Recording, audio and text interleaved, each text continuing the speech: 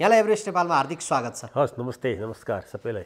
धेरै दिनपछि यहाँसँग विचार विमर्श गर्न पाइयो। थुप्रै विषयहरू थुप्रिएको छ। सुरुवात चाहिँ राजनीतिबाटै गरौँ होला। अहिलेको यो नेपालको देशको राजनीतिलाई चाहिँ यहाँले कसरी हेरिराख्नु भएको छ? हेर्नुहोस्, अब राजनीति भनेको चाहिँ सबै नीतिहरूभन्दा माथिको नीति हो होइन। देशको अब हामीले अगाडि कुरा गर्दै जाँदाखेरि देशको अर्थनीतिको कुरा गरौँला, समाज नीतिको, शिक्षा नीतिको, या विभिन्न नीतिहरू कुरा गरौँला। ती सबै नीतिहरूको माथि चाहिँ राजनीति नै छ। अब आज अहिले हामी कुरा गर्दाखेरि देशको राजनीति चाहिँ ठिक बाटोमा गइरहेको छ, देशको राजनीति ठिक दिशामा छ। यसले नेपालको समृद्धि र नेपाली जनताको चाहिँ भविष्यलाई चाहिँ सुन्दर बनाउँछ भन्ने आशा लाग्दो किरणहरू चाहिँ देखिरहेको छैन। निराशा छ, हताशा छ होइन। जनतामा चाहिँ धेरै किसिमका चाहिँ के छ भन्दाखेरि चाहिँ पीडा छ। तर अब यी सबै कुरालाई चाहिँ आशामा परिणत गर्ने होइन, भरोसा दिलाउने काम चाहिँ राजनीतिले गर्छ। यो मुलुकप्रतिको पनि आशा र विश्वास, मुलुकका युवाहरूप्रति पनि आशा र विश्वास, यी सारा चाहिँ विश्वास र भरोसामा टिकेको हुन्छ। आज केही नहुँदा पनि हुँदैछ भन्ने एउटा सन्देशले पनि नेपालका युवाहरू देशमा बस्थे। नेपालको पढे लेखेको चाहिँ मानिसहरूको ब्रेन ड्रेन हुँदैन थियो होइन। नेपालमा चाहिँ अब नेपालमै चाहिँ के छ भने गर्न सकिन्छ, बाँच्न सकिन्छ, क्वालिटी लाइफ पाइन्छ भन्ने भरोसा र विश्वास भएको भए यत्रो भनौँ न। अब चाहिँ कोही काला पानीमा छन् भारतको होइन, कोही चाहिँ मान्छे बोकेर खाइरहेका छन्। तपाईँलाई सुदूरपश्चिमको अहिले प्रधानमन्त्री 5औं पटक 6औं पटक हुनुभएको छ। अहिले तपाईँ चाहिँ बद्री केदार जानुभयो भने त्यहाँ मान्छे बोकेर खाइरहेका चाहिँ नेपालीहरू होइन सैकडौँ हजारौँको सङ्ख्यामा भेटिन्छन् होइन। अब तपाईँ मलेसिया मध्यपूर्व जानुभयो भने लाखौँको सङ्ख्यामा युवाहरू भेटिन्छन्। अमेरिका अस्ट्रेलियातिर जानुभयो भने मिडल क्लास र अप्पर मिडल क्लास सबैले देशलाई गाली गरेर बसेका छन्, यो देशमा केही हुँदैन भनेर। त देशको राजनीतिलाई चाहिँ हामी यहाँ केही गरेर देखाउँछौँ भनेर अठोट कस्ने चाहिँ नेपालको राजनीतिका नेताहरू, ती नेपालका ब्युरोक्रेट्सहरू, नेपालको चाहिँ पोलिटिकल पार्टीहरू, यिनीहरूको हो। दुर्भाग्यले त्यसतर्फ नेपालले कुनै पनि कदम चाहिँ चालिरहेको छैन। र अहिलेको स्थितिमा भन्ने हो भने अब हामी अगाडिका चाहिँ अलि छिछोलेर कुरा गर्दै जाउँला, सेक्टोरल कुराहरू पनि राजनीतिले आशाको किरण छर्न सकेको छैन। अब अहिले एउटा बिम्बको रूपमा हेरौँ, रवि लामिछानेले मलाई परिस्थितिले राजनीतिमा ओह्रालो भनेका छन्। उनले सञ्चारकर्म छोडेर यता आए, अब घोषणा पनि गर्दैछन्। अब दलभित्र नेताहरूको कमी थिएन, प्रशस्तै नेताहरू त्यहाँभित्र थिए। त्यस्तो अवस्थामा अरू पेसा व्यवसायमा आबद्ध भएका व्यक्तिहरू अहिले राजनीतिमा हाम फलाल्न पर्ने त्यस्तो धेरै चाहिँ के कुराले आकर्षित गर्दै लगेको होला त? हेर्नुहोस्, दुई तिनवटा कुराहरू हुन्छ क्या। मानिस चाहिँ आफ्नो गरिरहेको काम धन्दा पेसा छोडेर किन चाहिँ यो राजनीति भनेको चाहिँ दुःखको बाटो हो, राजनीति भनेको रिस्कको बाटो हो, रिस्क उठाउनुपर्छ होइन। राजनीति भनेको चाहिँ के हो भन्दाखेरि चाहिँ एउटा चाहिँ समाजसेवा पनि हो। राजनीति भनेको चाहिँ त्यो देशको नागरिकप्रतिको जिम्मेवारी सोचेर त्यसमा हाम फाल्ने एउटा चाहिँ ठाउँ पनि हो। अब नेपालमा अहिले यी 4वटा कुरा 5वटा कुरा भन्दा पनि राजनीति के भएको छ भन्दाखेरि एउटा चाहिँ पेसा भएको छ। पेसा के भएको छ भने पैसा कमाउने पेसा भएको छ। त्यो देखे, त्यो थुप्रै मानिसहरूलाई देश विदेश घुमे नेपालीहरूले, यस बिचमा अमेरिका गए, युरोप गए, जापान गए होइन, मलेसिया गए, मध्यपूर्व गए। अहिले संसार घुमेर देखिसकेपछि नेपालीहरूलाई के लाग्यो भने नेपाल चाहिँ नेपालका खास गरी युवाहरूलाई जसले राजनीतिलाई पेसा बनाएका छैनन् उनीहरूलाई के लाग्यो भन्दाखेरि चाहिँ ओहो राजनीति सुध्रिने हो भने त हाम्रो देशै स्वर्ग हुने रहेछ भन्ने लाग्यो। अमेरिकामा या चाहिँ कतारमा या मलेसियामा केही पनि छैन, जापानमा पनि केही छैन, रिसोर्स छैन, ती देशहरू धनी समृद्ध हुन सक्छन् भने हाम्रो देश किन हुन सक्दैन? अहिले यो डिबेट गहिरिएर अझै हुनुपर्ने हो। यो अहिले तपाईँले एउटा भनौँ न उदाहरणको रूपमा अब यी काठमाडौँको मेयर बालेन शाहले भने कि चाहिँ काठमाडौँ यस्तो फोहोर हुनुपर्ने होइन, काठमाडौँको जुन सांस्कृतिक चाहिँ सभ्यता छ यो यस्तो बिग्रिएको हुनुपर्ने होइन, यहाँको एयर क्वालिटी यति खराब हुनुपर्ने होइन, म यसलाई सपार्छु भनेर एउटा चाहिँ युवा 32 वर्षको कसैले कल्पना पनि नगरेको एउटा विश्वास र भरोसा दिएर आए बालेन शाहले चाहिँ अहिले राम्रो काम गर्दैछन् र हामी सबैले उनलाई सहयोग गर्नुपर्छ होइन। त्यस्तै चाहिँ तपाईँले अघि चाहिँ एउटा बिम्बको रूपमा भन्नुभयो एउटा चर्चित पत्रकार जसले चाहिँ के छ भने दुःख पीडामा बसेको खास गरी चाहिँ ती म्यान पावरबाट ठगिएका विभिन्न मलेसिया मध्यपूर्व कतारमा भएकाहरूलाई डाइरेक्ट लिङ्क गराएर होइन तिनीहरूको समस्या तिनीहरूका चाहिँ भनौँ न अवस्थाको बारेमा जुन ढङ्गले चाहिँ अब उनले मिडिया मार्फत नेपाली जनतालाई सुसूचित गरिरहेका थिए उनलाई के लाग्यो भने यो सेक्टरल काम गरेर यो देशको चाहिँ समृद्धि सम्भव छैन, यो देश कायाँ पलट हुँदैन। अब भोलि सबैले कति गर्छन् कति गर्दैनन् त्यो आफ्नो ठाउँमा छ, तर एउटा कुरा के हो भने राजनीतिमा हस्तक्षेप चाहिँ सुरु भयो। हस्तक्षेप कसले गरो भनेर भन्दाखेरि चाहिँ युवाहरूले गरिरहेका छन्। यो किन गर्न बाध्य भयो भने हेर्नुहोस् अब म अलिअलि राजनीतिमै लागेको मानिस पनि हुँ होइन, अलिअलि लेखपढ गर्ने मान्छे पनि हुँ। शेरबहादुर देउपा अहिले प्राइम मिनिस्टर हुनुहुन्छ। मेरो चाहिँ छोरी आजभन्दा चाहिँ 30 वर्ष 54 साल अझ 52 सालमा हो के अरे 52 सालमा जन्मिँदाखेरि पनि शेरबहादुर देउपै प्राइम मिनिस्टर थिए। यस बिचमा संसारमा कैयन प्रधानमन्त्रीहरू इन्डियामा आए गए, मनमोहन सिंह आए, अहिले चाहिँ मोदी आए, जाने बेला भइसक्यो होइन। त्योभन्दा पहिला नरसिम्हा राव थिए। यो देश एउटा यस्तो अभागा देश हो हाम्रो देशलाई कि यहाँ चाहिँ एउटै मान्छेको अनुहार चाहिँ 3 दशकसम्म हेर्नुपर्छ।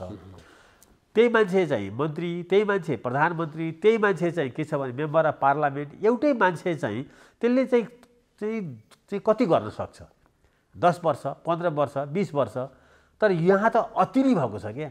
अब यही मान्छेको यही मानिसहरूको अनुहार हेर्दा हेर्दा के भएको छ भन्दाखेरि चाहिँ युवाहरूमा फ्रस्ट्रेसन आएको छ। अब यिनीहरूले गर्ने भए त 20 वर्ष अगाडि नै गरिसक्थे नि। यो मुलुकको आजको जुन अवस्था छ, अहिलेको जुन काठमाडौँको अवस्था छ, तपाईँहरू कसरी यहाँ आइपुग्नु भयो होइन। जहाँ तहीँ जाम छ, जहाँ तहीँ फोहोर छ, जहाँ तहीँ हिँडिसक्नु छैन, देशभरि बेरोजगारी महँगी आफ्नो ठाउँमा छ। त यो सबै कुराहरूलाई चाहिँ मैले चाहिँ के देखेको भने अब युवाहरू यो देशको चाहिँ झन्डै 70% छन्, उनीहरू ठगिएका छन् हजुर होइन। उनीहरूप्रति यो राज्यले बेइमानी गरेको छ। बुढाहरूले शासन गरेको देश हो यो। सबै पार्टीमा अब बुढाहरू छन् जो चाहिँ 30 वर्षदेखि चाहिँ एकदम चाहिँ एक छत्र शासन गरेर पार्टी सत्ता पनि, राज्य सत्ता पनि, धर्म सत्ता पनि, सारा सत्तामाथि नियन्त्रण गरेर, स्रोत साधनमाथि नियन्त्रण गरेर सिन्डिकेट चलाएर देश चलाएका छन्। यसको ठुलो फ्रस्ट्रेसन चाहिँ हेर्नुहोस् यो युवाहरूमा। ती युवाहरूले अहिले चाहिँ विभिन्न नामले, स्वतन्त्रले या चाहिँ कसैले चाहिँ केही अरूै नामबाट पनि व्यक्ति भएर पनि चाहिँ यसरी त अब देश हामी बर्बाद हुन दिँदैनौँ, हामी यो देशलाई चाहिँ अब चाहिँ चेन्ज गर्नको लागि अगाडि आयौँ भन्ने सन्दर्भमा रवि लामिछानेहरू या बालेन शाहले जितेर आएका छन्। या धरानमा चाहिँ अब एउटा चाहिँ हर्कजी अब चाहिँ फेरि जितेर आउनेहरूले चाहिँ काम पनि राम्रो गर्न थालेछ। बालेन शाह, हर्क चाहिँ साम्पाङहरूको काम गराइ हेर्दा हेर्नुहोस् न, अहिले तपाईँलाई म दुईवटा व्यक्तिको एउटा एक्जाम्पल दिउँ र यो देशलाई चिन्ने प्रयत्न गरौँ। हाम्रो देशमा कहाँनिर समस्याको जड छ भन्ने कुरा।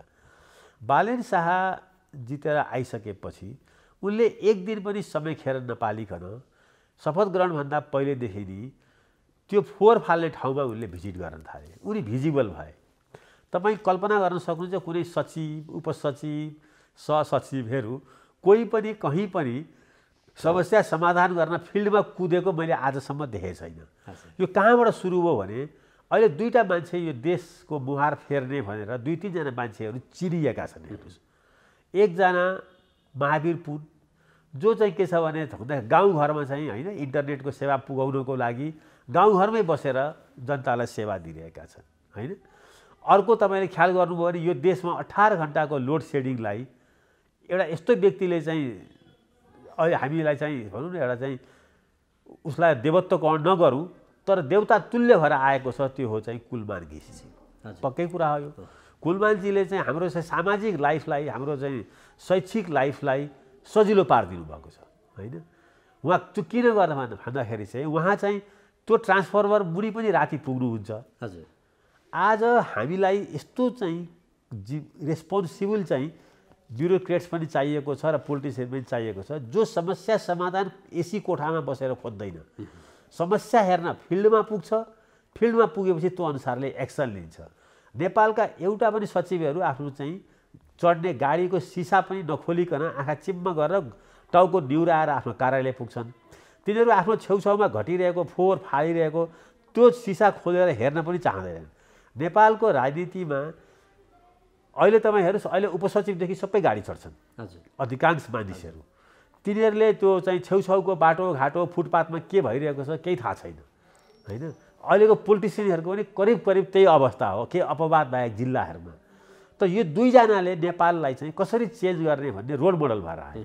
कसरी भन्दा समस्या बुझ्न पनि तिमी आफै जाऊ, कागजमा होइन समस्या बुझ्ने। बन्चरे डाँडा र सिस्टोल चाहिँ मलाई लाग्छ यस बिचमा 10 पल्ट चाहिँ बालेन शाह पुग्यो होला।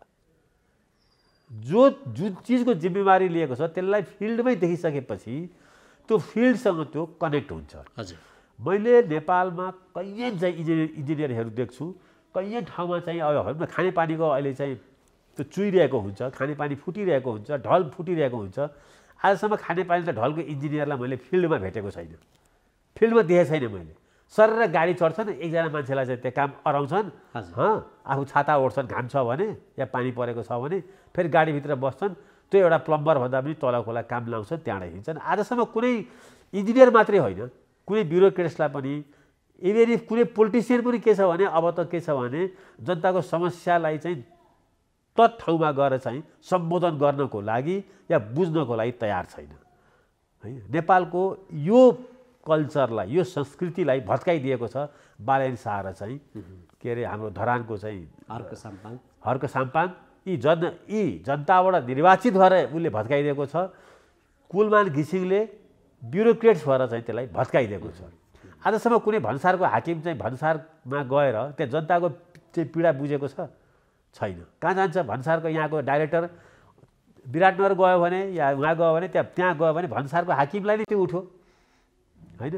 अनि कति कमिसन मेरो हो, यो दुईवटा काम हुन्छ। राजस्वको टार्गेट पुगेन होइन। त्यहाँ त्यो भन्सारमा चाहिँ जनताले पाइरहेको, व्यापारीले पाइरहेको पीडाको बारेमा मैले आजसम्म चाहिँ कसैले चाहिँ काम गरेको देखेको छैन। त्यो तपाईँलाई चाहिँ त्यो पासपोर्ट बनाउने ठाउँमा पनि म त्यही देख्छु। देशभरिबाट डबल दस्तुर तिरेर काठमाडौँमा पासपोर्ट बनाउन आउँछन्, घन्टौँ लाइनमा लाग्छन्। यातायातमा जानुभयो भने बाटोमा त्यही छ। अहिले म कर तिर्न गयो भने या मालपोत कार्यालय गयो भने होइन, मालपोत तिर्न गयो भने त्यहाँ पनि या त सर्भर डाउन हुन्छ या कर्मचारी कोठामा हुँदैन।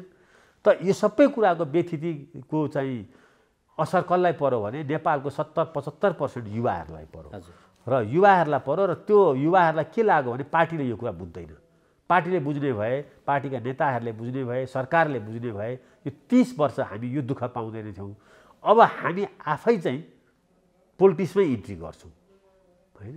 र हामी चाहिँ नेपालको नक्सा, राजनीतिक नक्सा पनि चेन्ज गर्छौँ, आर्थिक नक्सा पनि चेन्ज गर्छौँ भनेर एउटा सुरुवात भएको छ।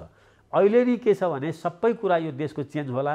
यी मठाधीश जो पार्टीका चाहिँ नेताहरू होइन, केही काम नगरिकन चाहिँ 5 स्टार लाइफ बिताइरहेका छन्, यिनीहरूलाई परास्त गर्न अहिले त्यति सजिलो चाहिँ छैन।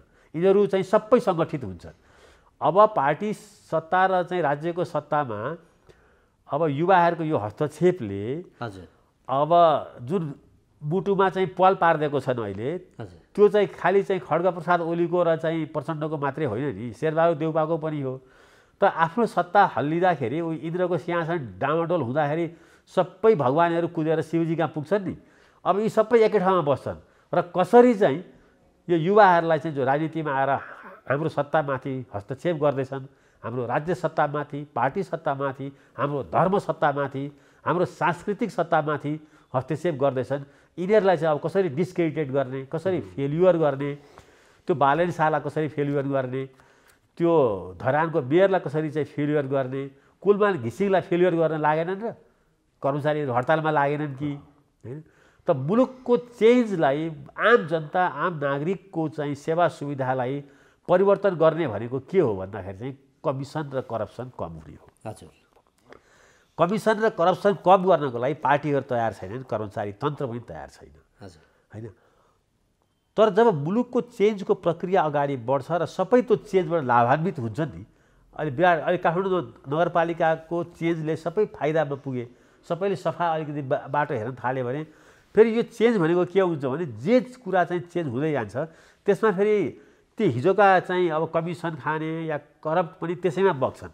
त्यो चेन्जले यसरी चाहिँ धक्का दिन्छ कि तिनीहरू चाहिँ त्यसमा बग्न बाध्य हुन्छन्। यो संसारमा ठुल्ठुला क्रान्तिहरू, चाहे फ्रेन्च रेभोल्युसन भन्नुहोस्, चाहे अमेरिकन इन्डिपेन्डेन्स भन्नुहोस् होइन, चाहे ग्लोरियस रेभोल्युसन भन्नुहोस्, चाहे माओसोतुङको चाहिँ अब के अरे स्वतन्त्रता आन्दोलन भन्नुहोस् या चाहिँ राष्ट्रिय मुक्ति आन्दोलन भन्नुहोस्, यी सबै कुरा चेन्जहरू चाहिँ के छ भन्दाखेरि चाहिँ जब त्यो चेन्ज चाहिँ अगाडि बढ्छ त्यसमा सबै जनता चाहिँ समाहित हुन्छन्।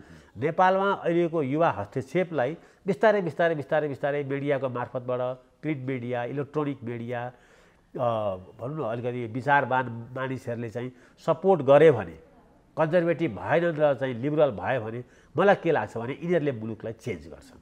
यो राजनीतिक दलहरूभित्र रहेका दोस्रो पुस्ताका नेता अथवा अझै भर्खर उदाउँदै गरेका उदीयमान नेताहरू जो थिए उनीहरूले यस्तो विषयमा बोलेनन्। त्यसको रिजल्ट अहिले यस्ता व्यक्तिहरू आए, स्वतन्त्रको नाममा यस्ता व्यक्तिहरू आए।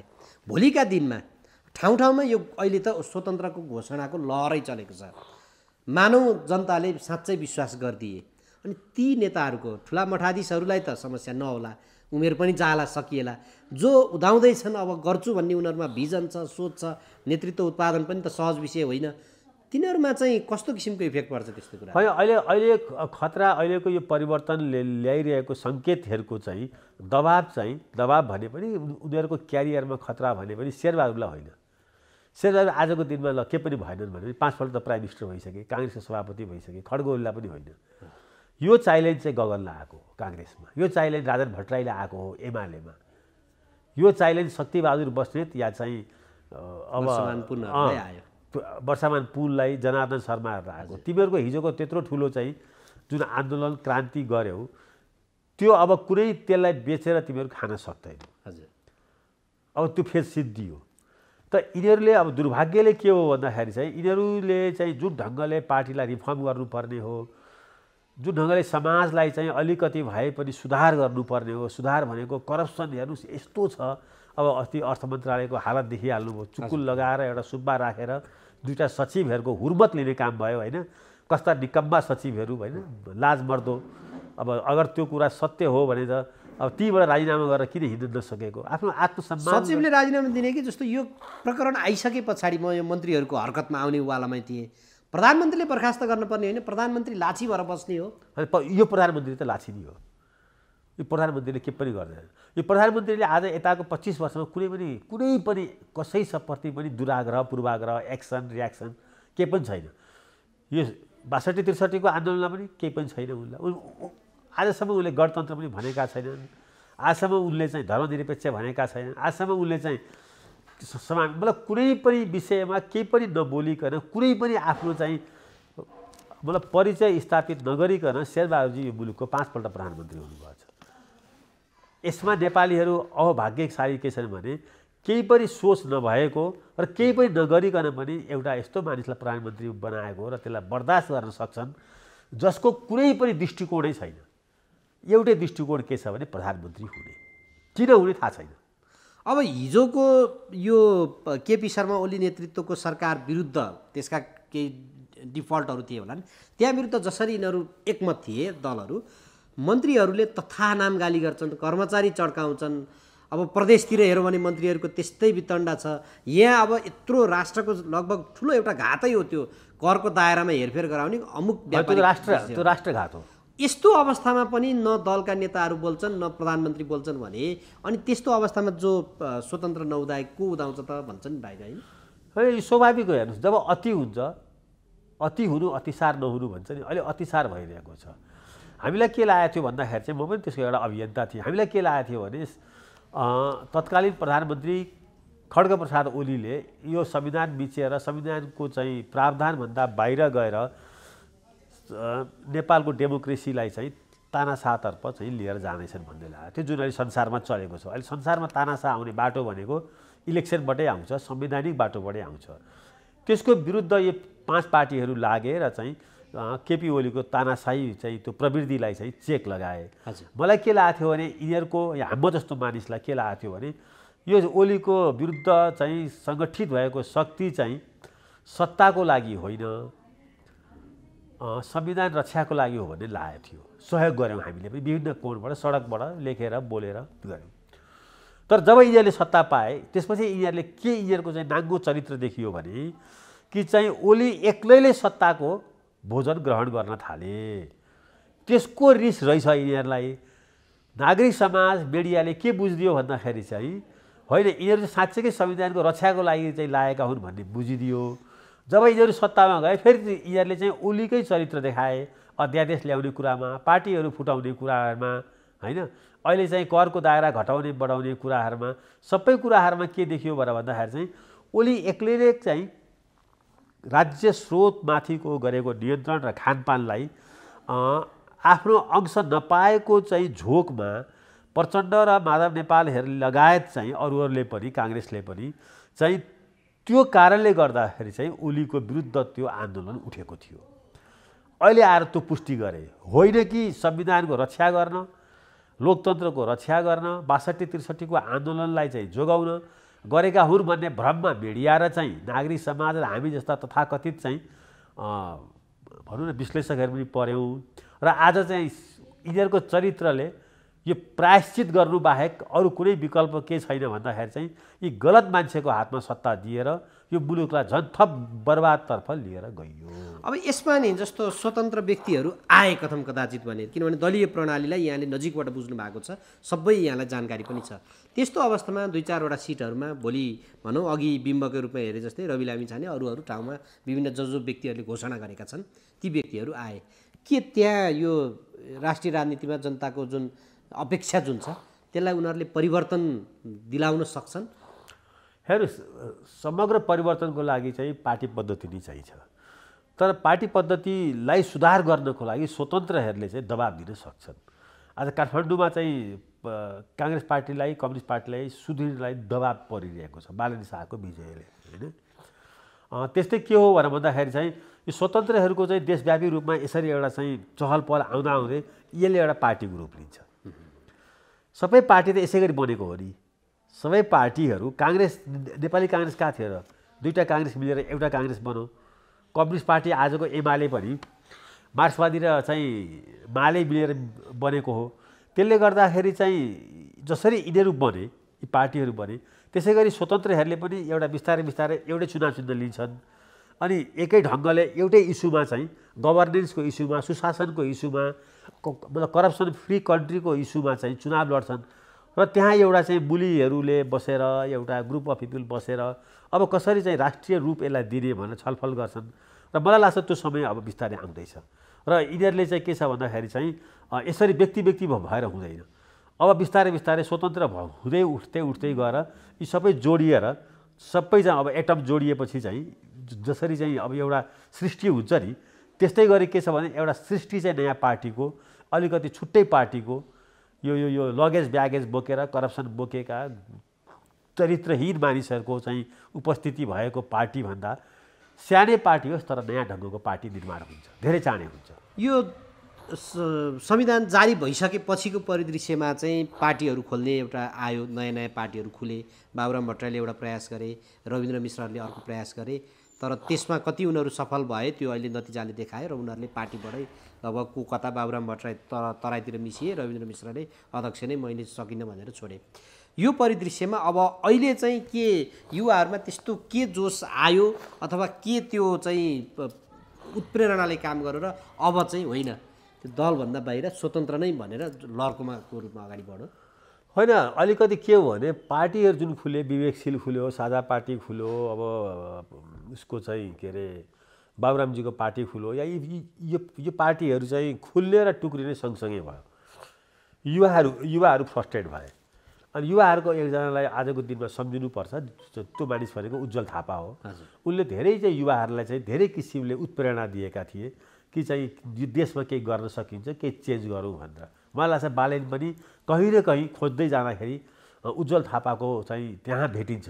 उज्जवल थापाको प्रेरणाले चाहिँ उनी अब कोरोनाले अब उनले चाहिँ चाँडै नै आफ्नो चाहिँ भौतिक शरीर गुमाए, तर म उनलाई धेरै नै चाहिँ एडमायर गर्छु। के भने नेपालका चाहिँ युवाहरूलाई, केटाकेटीहरूलाई जो 20 वर्ष 22 वर्ष थिए, समाजसेवा गर्न, राजनीतिलाई बुझ्न र चाहिँ जनताको इस्युमा चाहिँ सडकमा निस्किएर प्रेरणा दिलाउने मान्छे एउटा उज्जवल थापा पनि हुन् र उनको टिम पनि हो, होइन। त त्यहाँदेखि सुरु हुन्छ। त्यहाँबाट चाहिँ के छ भन्दाखेरि चाहिँ अलि तर भइदियो के भन्दाखेरि चाहिँ जुन ढङ्गले युवाहरूले सोचेका थिए त्यो ढङ्गले सायद रविन्द्र मिश्रहरूले सोचेनन्, त्यो ढङ्गले सायद चाहिँ बाबुराम भट्टराईहरूले सोचेनन्।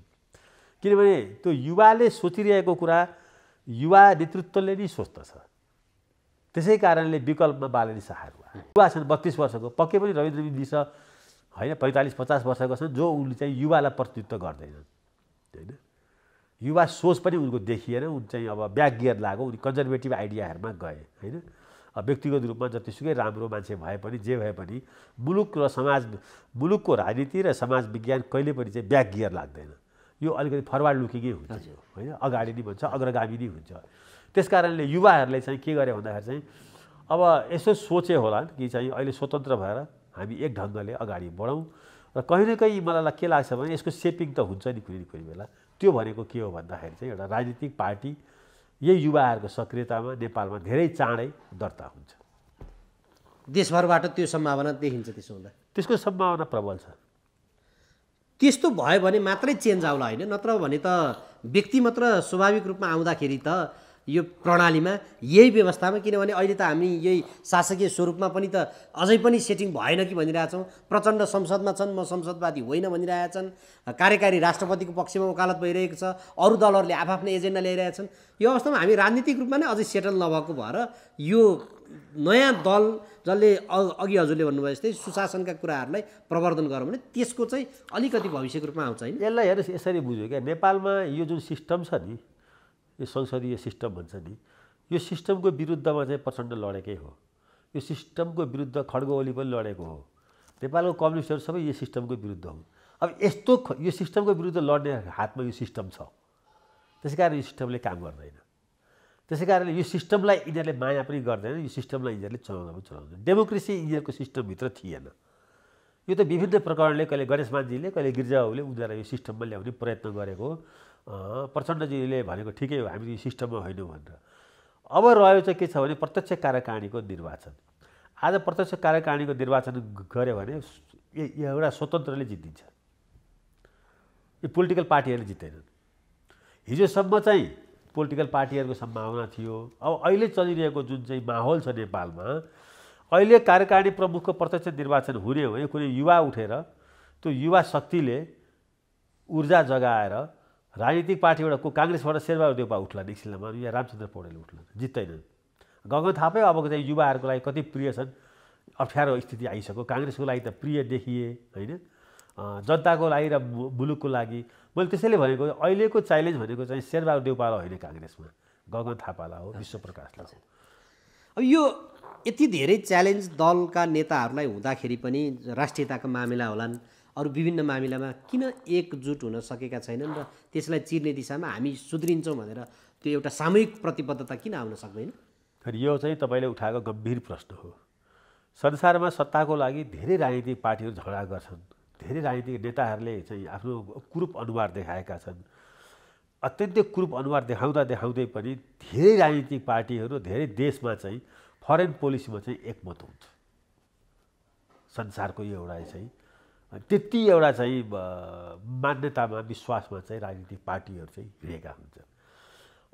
नेपाल एउटा यस्तो देश हो जहाँ चाहिँ यहाँका राजनीतिक पार्टीहरू जो छन्, यसका नेताहरू जो छन् नि, तिनीहरूको यति फरक चाहिँ भू राजनीतिक दृष्टिकोण हुन्छ, अन्तर्राष्ट्रिय दृष्टिकोण हुन्छ कि यो देख्दाखेरि चाहिँ आज मलाई लाग्छ कि चाहिँ भारत, अमेरिका, चाइनाहरू यहाँको चाहिँ अब नेताहरूको चरित्र देखेर होइन, देशलाई पनि देशको अन्तर्राष्ट्रिय सम्बन्धलाई पनि आफ्नो सत्तासँग लगेर जोडिदिन्छन् होइन, सत्ता प्राप्तिको माध्यम बनाउँछन्। सायद संसारमा यस्तो देश भेट्न बिरलै होला। नेपालमा चाहिँ कम्युनिस्ट हुन् कि काङ्ग्रेस हुन्, यसमा चाहिँ सबै चाहिँ बराबर रूपमा त्यत्तिकै जिम्मेवार छन्। अब के भयो भने यो सबभन्दा गम्भीर प्रश्न चाहिँ मलाई यो के लाग्यो भन्दाखेरि चाहिँ नेपालको सार्वभौम सत्ता र अखण्डता र अछुटतामाथि यो ढङ्गले जुन ढङ्गले चाहिँ अहिलेको नेताहरूले खेलवाड गर्दैछन् नि, यसले यो देश चाहिँ कुनै जमानाको इथियोपिया, सोमालिया हामी त्यो पिक्चरमा कल्पना गर्छौँ नि, गरिबी, जर्जर, दुःख होइन, त्यतातिर यिनीहरूले चाहिँ भिख माग्ने देश होइन, कङ्कालको देश, त्यतातिर चाहिँ लिएर जान खोज्दैछन्। एकदम ठुलो हेलचक्राइ गर्दैछन्। अहिले नै देखिएको छ कैयन कुराहरूमा। अस्ति एमसिसीको कुरामा देखियो, होइन। असाध्यै ढाँडछल गरे, अन्तिममा त्यसलाई अनुमोदनको दिशामा लगे, पत्र पठाएको छैन भने यो एमसिसीमा सुरुमा ढाँडछल किन, पछि अब अहिले यो स्टेट पार्टनरसिप प्रोग्राम आयो, त्यसमा पनि एक दलले अर्को दललाई अर्को नेताको टाउकोमा थोपर्न खोज्दै अहिले छारष्ट रूपमा सबैतिर सार्वजनिक भयो। अब लाजको पसार भइसक्यो। यस्तो अवस्थामा यिनीहरू के छन् भने नेपालमा यो दुर्भाग्य छ भने यिनीहरू जनता पनि यसमा बेकुब छन्। जनता चाहिँ के छन् भन्दाखेरि चाहिँ यिनीहरूको क्रान्तिकारी चाहिँ र चक्लेट भाषणमा ठुल्ठुला चाहिँ त्यो आश्वासनहरूमा जनता चाहिँ पटक पटक चाहिँ लट्ठी हाल्छन् होइन। अब एमसिसीमा त्यत्रो क्रान्तिकारी कुरा गएर चाहिँ सबैले फेरि खुरुक्क लाएर पास गरिदिए। अहिले यो चाहिँ स्टेट चाहिँ पार्टनरसिप प्रोग्राम चाहिँ एसपिपी होइन। अब यसमा चाहिँ यत्रो ठुल्ठुलो चाहिँ कुरा गरेर क्रान्तिकारी हुन खोज्दै थिए, भरे सबै त मिलिसकेका रहेछन् होइन। यहाँसम्म कि अब नेपाली सेनाको पनि त्यसमा भूमिका देखिहालियो। अब बाहिर के छ, बाहिर खड्ग ओलीलाई क्रान्तिकारी हुनु छ, भित्र के छ, अमेरिका रिजाएर सत्तामा बस्नु छ। अधिकांश नेताका सन्तान त अब खड्ग ओलीको त बाहेक अधिकांश नेताका सन्तान त चाहिँ विदेशमै होलान् भन्छु म। अहिले चाहिँ एकपल्ट चाहिँ त्यो लिस्ट तपाईँहरूले यो एभरेस्ट टिभीले एकपल्ट चाहिँ त्यसमा मात्रै कार्यक्रम गरौँ। अहिले नेपालमा 46 सालपछि सत्ता सञ्चालन गर्ने मानिसका सन्तान चाहिँ सबै अमेरिकामै होलान् या युरोपमै या चाहिँ चाइनामा होलान् होइन, या विकसित देशमा होलान्। अनि यिनीहरूले बाहिर चाहिँ यहाँ अहिले जो नेपाली बसेका छन् तिनीहरूलाई ठग्नको लागि ती देशलाई गाली गरेर यहाँ उग्र राष्ट्रवादलाई चाहिँ बेच्छन्, भोट लिन्छन्। भित्रभित्र के छ भने नेपाली चाहिँ हामी चाहिँ एकदम चाहिँ गौरव गर्छन्, हामी कहिले कसैको दास भएनौँ भनेर। तर सारा नेपालीलाई चाहिँ फेरि चाहिँ विभिन्न प्रकरणबाट दास बनाइसकेका छन्। अब किन यस्तो दोहोरो चरित्र छ भनेर भन्दाखेरि चाहिँ अब सबै पार्टीहरूले आफ्नो आइडियोलोजी बिर्सिसके। के भनेर भोट माग्ने र जनतालाई झुक्क्याउने भन्दा सबैभन्दा ठग्नलाई सजिलो चाहिँ ठाउँ भनेको चाहिँ के हो भने हामी राष्ट्रवादी हौँ भन्छ। हामी यस्तो देश हो जहाँ कहिले कोही कसैको गुलाम भएन भन्छ। नेपालको यो राष्ट्र चरित्रको यति धेरै पटक बलात्कार भएको छ नेताहरूबाट, यति धेरै चाहिँ यसमा ठगी भएको छ कि सायद संसारमा यस्तो यो चाहिँ ठगी चाहिँ पटक पटक फेरि नेपालीहरू ठगिन तयार छन्। हजुर। त्यसै कारणले नेताहरूको चरित्रको बारेमा नेपालमा अब अध्ययन अनुसन्धान कमै हुन्छ। यिनीहरूको त के छ भने स्टेट अफ माइन्डमै चाहिँ प्रवेश गरेर यसको अध्ययन अनुसन्धान गरेर कोही यस्तो मनोविश्लेषकहरूले चाहिँ पुस्तकहरू लेख्ने हो भने त्यो अद्भुत हुन्छ। कुनै पार्टी पनि चाहिँ आफ्नो आइडियोलोजीमा चाहिँ टिकेका छैनन्, कोही पनि छैन। काङ्ग्रेस अहिले पनि समाजवाद लेख्छ मेनिफेस्टोमा। समाजवाद भनेको के हो त्यसले चाहिँ आफ्नै परिभाषा दिन थालिसक्यो, के हो त्यो थाहा छैन होइन। राष्ट्रियता, प्रजातन्त्र, समाजवाद के हो राष्ट्रियता, राष्ट्र भनेको के हो, राष्ट्रियता भनेको के हो, प्रजातन्त्रबाट गणतन्त्र आइसक्यो होइन। गणतन्त्र भन्न अहिले पनि चाहिँ काङ्ग्रेसका कोही नेताहरू मुस्किलले तयार छैनन् नि। आजसम्म शेरबहादुरजीले गणतन्त्र यस कारणले नेपालमा ल्याउनु पर्यो भनेर भनेका छैनन् नि। उहाँ मात्रै होइन, कोही पनि छैन। त्यसै कारणले अब सबैले आफ्नो चाहिँ इतिहाससँग चाहिँ डिस्कनेक्ट भइसके। हजुर। माओवादी पनि एमाले पनि इतिहासमा उनीहरूले के गरेका थिए भन्ने कुरा सम्झिन पनि चाहँदैनन्। अब भविष्य निर्माणको लागि चाहिँ इतिहाससँग चाहिँ कनेक्ट हुनुपर्छ। त्यो इतिहाससँग त्यही नेताहरूलाई डर लाग्छ, किनभने त्यो इतिहास पोलेर खाइसके, ती विचारधाराहरू पनि पोलेर खाइसके। ती विचारधाराहरूमा टेक्ने हो भने अहिले नेपालमा कम्युनिस्टहरू कम्युनिस्टै भन्न लायक छैनन् होइन। त्यसै कारणले गर्दा अब के गर्ने त भन्दाखेरि चाहिँ घुरीफुरी के गर्छन् भने कम्युनिस्टहरूले जो अन्तर्राष्ट्रियवादमा विश्वास गर्थे तिनीहरू नि चाहिँ राष्ट्रवादको चर्को नारा लाएर बस्छन्। अब राष्ट्रवादको नारा नेपालमा बिग्छ, किनभने दुई ठुला देश छन्। हजुर। एउटा चाहिँ चाइना छ, एउटा इन्डिया छ। अब अहिलेसम्म नेपाललाई चाइनाले खायो है भनेर हल्ला यहाँ त्यति धेरै पिटेको छैन। इन्डियाले त नेपाललाई म आज चाहिँ यो उमेरमा आइपुग्दा 40-45 वर्ष भयो राजनीति पनि बुझ्न थालेको, गर्न थालेको पनि मैले कुनै यस्तो साल र चरण देखेको छैन जहाँ चाहिँ नेपालका कम्युनिस्टहरूले र या काठमाडौँका भारदारहरूले यहाँका सो कल्ड नेसनलिस्टहरूले भारतले नेपाल खायो भनेर हरेक साल यसको बारेमा बाँसुरी बज्छ। अब त भारतले पनि किन नखाएको हो होइन, यी सबैको इच्छा चाहिँ खाने हो कि भन्ने पनि लाग्छ मलाई कहिलेकाहीँ। नेपालको भारतले खान्छ नेपाललाई भन्नेहरूले नि होइन, नेपाललाई भारतले खान्छ भन्नेहरूले खाइदियोस् भनेका हुन् कि जस्तो पनि लाग्छ है। त्यस कारणले गर्दा नेपालमा राजनीति भनेको अब त्यसै कारणले हेर्नु न अहिले हरेक राजनीतिक पार्टीमा गुन्डाहरू होइन बिचौलियाहरू। आज काङ्ग्रेस पार्टीमा एकछिन सोध्नुहोस् त, उमेश श्रेष्ठ र चाहिँ विनोद चौधरीहरू होइन, केही राणाजीहरू काङ्ग्रेस पार्टीभित्र चाहिँ के छ भन्दाखेरि निर्णायक भएर बसेका छन् भनेर भनिन्छ होइन। किन यस्तो अवस्था आयो त काङ्ग्रेसमा?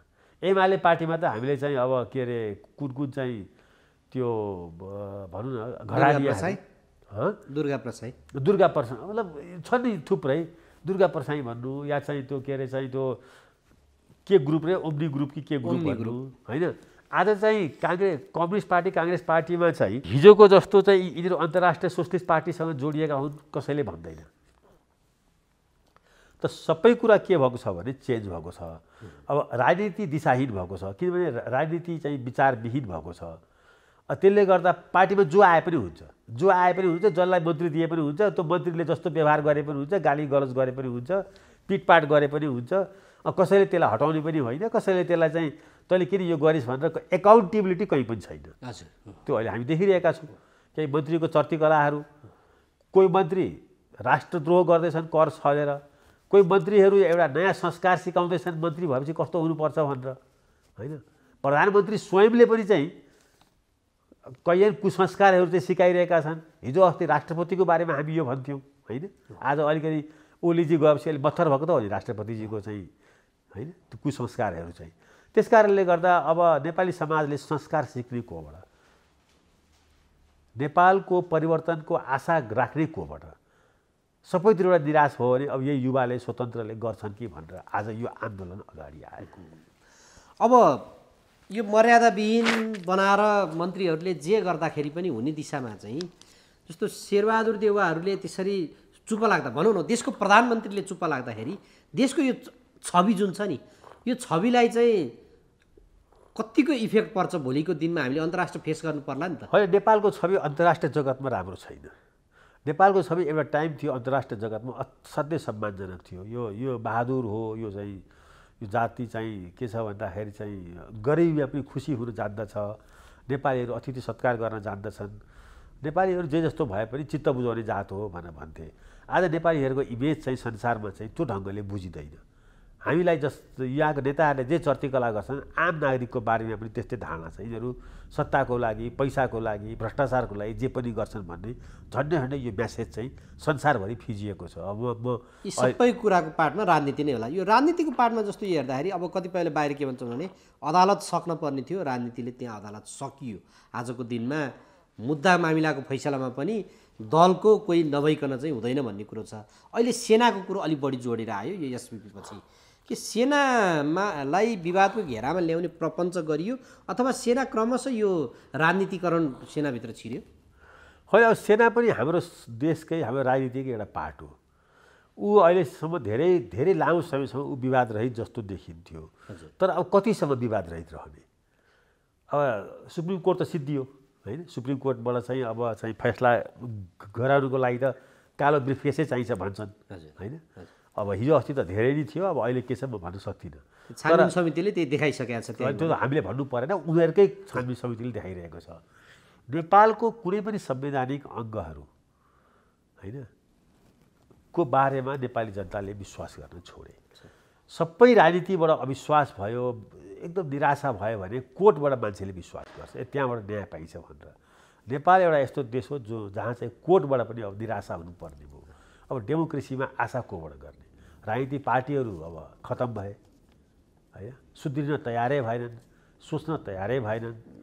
अब अहिले आएको यो स्वतन्त्रहरूको अभियानले राजनीतिक पार्टीहरूमाथि दबाब दिएर त्यहाँभित्र भएका चाहिँ असल मानिसहरूले चाहिँ अब हामी पार्टी सुधार्छौँ, हामी पनि सुध्रिन्छौँ भनेर भनेको दिन फेरि पार्टी राजनीति जोगिने हो। नभए यस्तै हो भने त हाम्रो संविधान पनि जान्छ, सिस्टम पनि जान्छ। यो अहिले दोस्रो तहको व्यक्तिहरूले सुधार्ने भन्न खोज्नु भएको कि स्वतन्त्रहरूले? होइन, दोस्रो तहको व्यक्तिहरूले।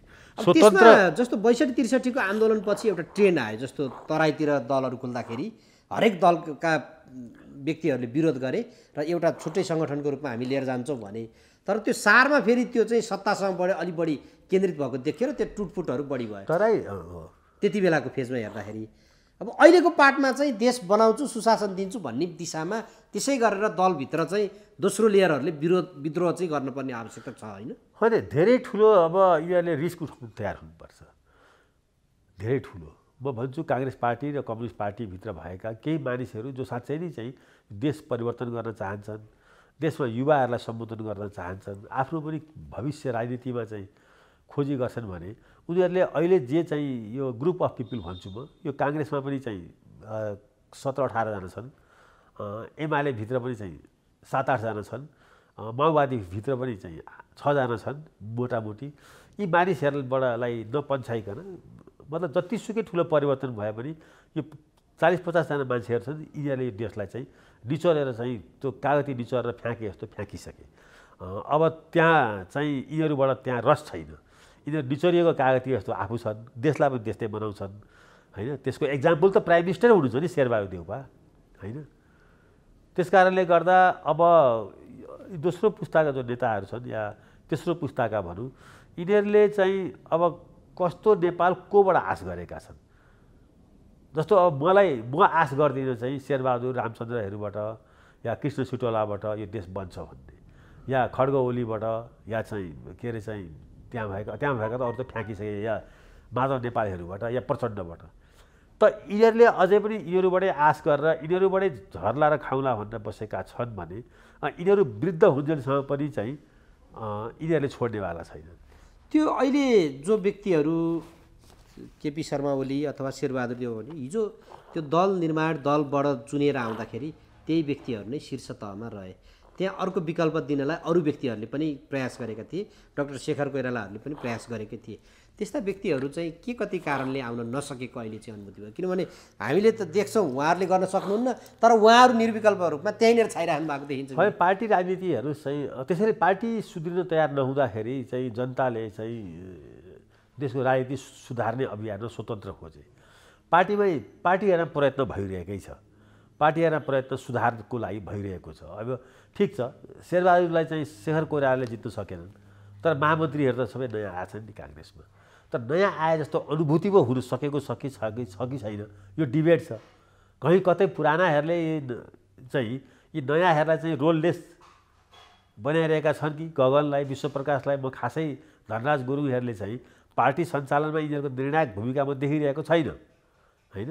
त्यही पुरानै चाहिँ हारेको भए पनि पुरानै शेरबहादुरको ओतमा लागेकाहरूले गरिरहेका, उता खड्ग ओलीको पनि त्यही हालत छ होइन। त्यस कारणले गर्दा अब पहिला सुरु त यी युवाहरूले आफ्नै पार्टीभित्र लड्नु पर्यो, देशभित्र लड्नुपर्ने ठुलो लडाइँ त बाँकी नै छ, तर लडिरहेको चाहिँ देखिनु पर्यो। लड्ने भनेको कुस्ती खेल्ने होइन, लड्ने भनेको अभद्र शैलीमा प्रस्तुत हुने पनि होइन, लड्ने भनेको राजनीति लड्ने हो। तपाईँ प्रधानमन्त्री हुनुभयो, यो काम कुराहरू हुन सकेन, तपाईँ अब अझै पनि प्रधानमन्त्रीमा किन बसिरहने भनेर सेन्ट्रल कमिटीमा सोध्ने कि नसोध्ने? तपाईँ पार्टी सभापति हुनुभयो, 6 महिना 8 महिना भइसक्यो, यी चाहिँ कामहरू हुन सकेनन् र अब तपाईँमाथि चाहिँ हामी चाहिँ अविश्वास किन नगर्ने, त्यो सोध्न सक्नु पर्यो। पार्टी बचाउने हो भने, पार्टी बचाउनु होइन छैन भने पछि लाग्नु पर्यो। मेरो त सिधा कुरा हो। खड्ग ओलीजीले पार्टी फोड्नुभयो, कम्युनिस्ट पार्टी फोड्नुभयो, सातै प्रदेश गयो, सरकार गयो, तपाईँले यो चाहिँ भत्काउनु भयो, तपाईँको लिडरसिप फेल भएर र भत्केको हो, तपाईँले किन नछोड्ने भनेर भन्न सक्नु पर्यो, जसरी भनिरहेका छन् त्यहाँ केही मान्छेले। त्यस कारणले गर्दा मलाई के लागेको छ भन्दाखेरि चाहिँ अब युवाहरूले चाहिँ आफूलाई पनि चाहिँ के छ भने कम्फोर्ट जोनबाट बाहिर निकाल्नु पर्यो। युवाहरू चाहिँ झन् धेरै चाहिँ आरामदायक चाहिँ आर्म चेयरमा बस्ने बानी लाग्यो जस्तो लाग्यो मलाई। त्यो अवस्था त देखिएर देशको मन्त्रीहरूले यत्रो ताण्डव मचाउँदा त्यहाँ संसदमा पनि गएका बरु युवा पुस्ताले यो खै राजीनामा भनेर तिनेर एक दबावमूलक रूपमा देखिने गरेर हजुरले भन्नुभयो जस्तै रिजल्ट ओरिएन्टेड काम त एउटा सामान्य उदाहरण दिएको मैले, यस्तो गरिरहेको देखिएन छैन, मैले पनि देखेको छैन। मैले पनि जे मैले एक्सपेक्ट गरेँ युवाहरूबाट, युवाहरू पनि चाहिँ बुढाहरूको चाहिँ काँधमा आफू बसेर आफ्नो चाहिँ राजनीतिक भविष्य सुरक्षित गर्न खोज्दैछन्। यो खतरनाक ट्रेन्ड आयो नेपालमा। त यसलाई अब के गरी चाहिँ गर्ने? अब अगर पार्टीभित्रका युवाहरू चाहिँ आफूलाई एग्रेसिभली ढङ्गले सभ्य तरिकाले अगाडि प्रस्तुत हुँदैनन् भने बालेन शाहहरू आउनलाई चाहिँ यिनीहरूले चाहिँ उर्वर भूमि चाहिँ बनाइरहेका छन्। भोलि यिनीहरूकै चुनाव क्षेत्रमा चाहिँ बालेन शाह एकजना मात्रै होइन नि, धेरै बालेन शाहहरू निस्किन्छन् होइन। जबकि के छ भन्दाखेरि चाहिँ अहिले डेमोक्रेसीमा पार्टी सिस्टम चाहिँ बलियो हुनुपर्छ होइन। पार्टी सिस्टम तब बलियो हुन्छ जब चाहिँ पार्टीभित्र विवाद हुन्छ, छलफल हुन्छ, बहस हुन्छ नेताको चाहिँ नेतालाई एकाउन्टेबल बनाइन्छ। अब नेतालाई चाहिँ के छ भने भगवान बनाउने, नेतालाई क्वेसनै नगर्ने भइसकेपछि अब त्यो पार्टी के पार्टी भयो र? त्यहाँ त्यो डेमोक्रेसी के डेमोक्रेसी भयो? त्यस कारणले गर्दा मलाई के लाग्छ भन्दाखेरि चाहिँ कहीँ न कहीँ केही युवाहरूले आफूलाई सङ्गठित किसिमले पार्टीभित्र चाहिँ नयाँ ढङ्गले प्रस्तुत गर्नु पर्यो। त्यो चेन्जका अरू विषयवस्तुमा हेरौँ, जस्तो अमेरिकाले यही एसपिपीमै मैले अघि जोड्न खोजिरहेको थिएँ, हाम्रो कुराकानी यतापट्टि गइहाल्यो। सेनाले विज्ञप्ति जारी गरिसके पछाडिको परिदृश्यमा अमेरिकाले प्रेस मिट गर्यो, सबै गर्यो। देशको परराष्ट्र मन्त्री चाहिँ संसदमा उभिएर यो त आइपिएसको अङ्ग होइन भन्छ, त्यहाँ वेबसाइटमा उल्लेख भएर आइसकेको छ। यो हाम्रो के बुझाइमै गलत हुन्छ कि भक्तिभावमा अलिक बढी लचक हुन्छन् कि के हो यस्तो? होइन, यहाँ के हुन्छ भने नि दुईवटा कुरा छ क्या। एउटा त नेपालको राजकाज चलाउने मान्छेहरूको क्यापेसिटीमा शङ्का छ होइन। अङ्ग्रेजीमा लेखेर आएको कुरा पढ्न पनि यो जान्छन् कि जान्दैनन्, या चाहिँ जाने पनि कति जान्दैछन्, त्यहाँ पनि शङ्का छ। अनि आएका विदेशबाट या विदेशसँग सम्बन्धित आएका चिठीहरूमा चाहिँ आँखा चिम्लेर चाहिँ त्यहाँ कार्यकर्ताले घेरेका हुन्छन्, सही ठोकिदिने बानी पनि छ। तर सेना त्यस्तो होइन।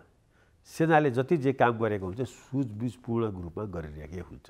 थाहै दिएन, देशको प्रधानमन्त्रीलाई पनि थाहा भएन। अब हुन त त्यहाँ त्यो लेटरमा देखिन्छ बोधार्थ भनेर रक्षा मन्त्रालय र परराष्ट्र मन्त्रालयलाई देखाएको देखिन्छ, तर त्यति बेलाका ती व्यक्तिहरू भन्छन् हामीलाई त थाहा नै थिएन। आजको दिनमा पनि नेताहरू भन्दैछन् सेनाले राजनीतिक नेतृत्वलाई थाहा नै नदिकन खुसुखुसु यस्तो काम गर्यो। होइन, अब यस्तो छ, अब अहिले विपक्षमा बस्नेहरूले त्यसो भन्छन् होइन। अब सेनाले थाहा नदिकन मलाई गरेको जस्तो लाग्दैन।